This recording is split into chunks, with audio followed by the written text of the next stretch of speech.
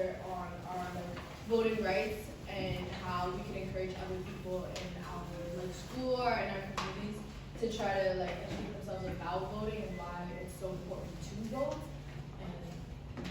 We also focus on different issues. So last summer, the summer previous to now, to the coming up, last summer, right? Yeah. Okay, so we did a town hall where we had 4 issues, and then we spoke out on those issues. So we emphasized issues and how we have common issues that we think are important and how we can solve them. Yeah, some of those issues were like immigration, Environmental equality, justice. environmental injustice, and so many more. So moving on to the slide. Okay. So right now, currently, 12,000 youth this year have become eligible to vote for the first time. I mean, not first time every day. So that's a lot of youth voters. Today, 12,000 people are becoming eligible to Anybody here vote. hasn't been able to vote yet? Happy birthday. Anyone who's 16? Anybody who's 17 turning 18 Yeah, 17 to 18. before election day? Nope. Before 2020. Anyone right now who's 16 and up? Raise your hand. Nice. We're gonna get some free registration. So we can talk about the registration later on. Yeah. He's 16? Yeah. Okay. Fresh. Next month? Fresh? He's gonna turn 16 next month? Yeah. Yeah. Turn 17 next month. You turn 17 next month? Oh, yeah.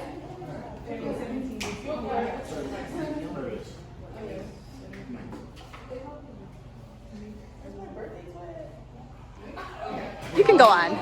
Go on. And utilize their collective civic power in YVote is engaging racially, economically, and politically diverse high school youth in analyzing issues they care about, the climate emergency, like we said earlier, mass incarceration, immigration, through the lens of YVote to illuminate why voting matters.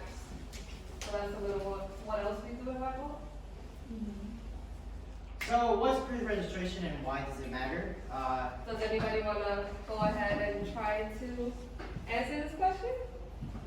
Go ahead. It makes it easier because it's automatic that when you turn 18, then you can vote and you don't have to worry about it then, because maybe an election's coming up then, so you can do it earlier, get out of the way, and then you're ready.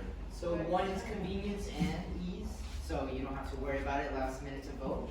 Anyone else has any other possible answers to why does it matter? Why is it important to pre-register? Well, let me generalize a bit. Even pre-register, you're going to vote. So voting, does it matter? Do you think voting matters? Show of hands. Show of hands. You guys don't. Why do you think voting matters? And why should we vote? What's the point? Go ahead. Go. What do you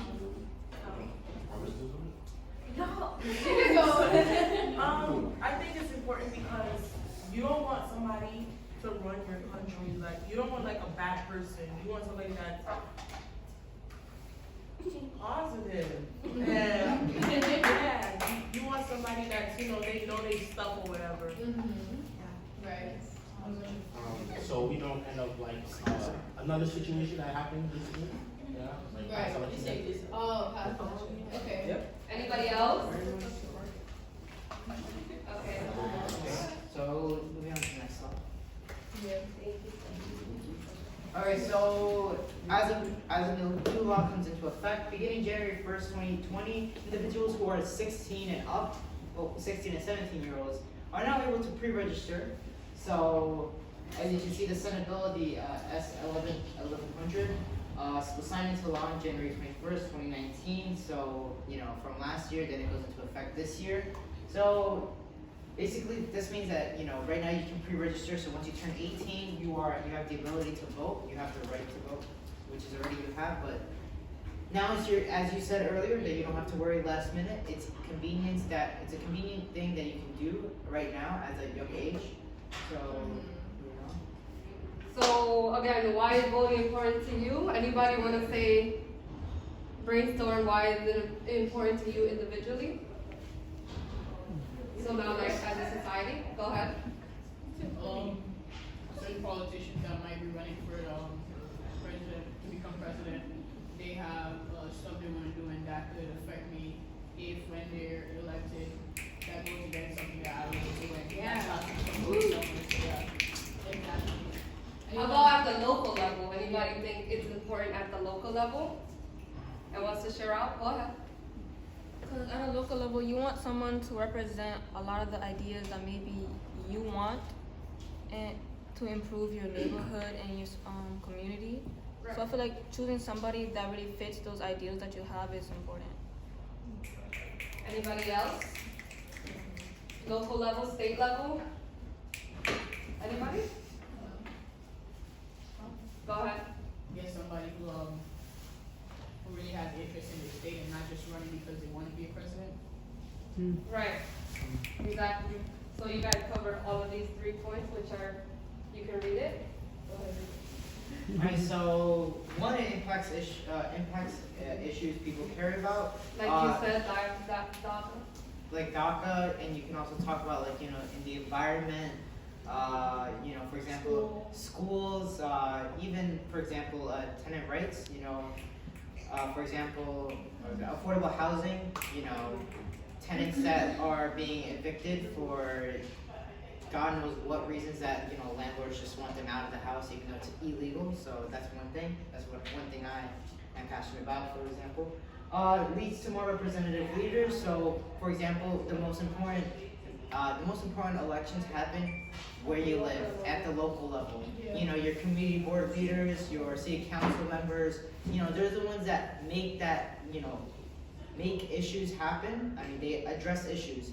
And when there's a lot that's happening, it goes up to the state government, and from the state government to federal. So it's like a cascading effect. So it always starts from the bottom.